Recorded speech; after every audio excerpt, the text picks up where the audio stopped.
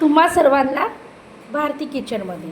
तर आता ह्या पाणीपुरीच्या पुऱ्या बघून तुम्हाला कळत असेल आज पाणीपुरी स्पेशल आहे.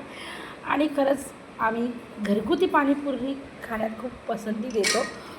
आणि ह्या एवढ्या सगळ्या पुऱ्या तळलेल्या आहेत. आपली तयारी झालेली आहे पाणीपुरीची. तर तुम्हाला दाखवते तयारी केलेली आणि तुम्ही सर्वजण पाणीपुरी खाण्याचा आस्वाद घ्या.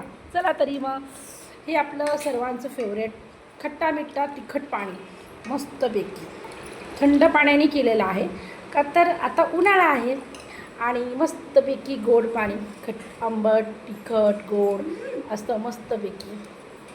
चटपटी पण आहे खूप छान. आणि बारीक शेव आणि बारीक चिरलेला कांदा आणि मी हा रगडा बनवलेला आहे.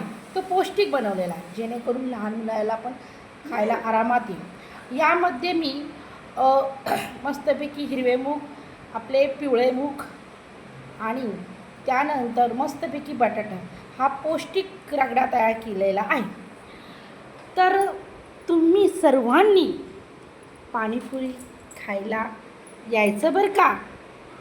चला तर मग सुरू करूया मस्तपैकी पाणीपुरी खायला. चला आता मी खाते आणि तुम्ही या.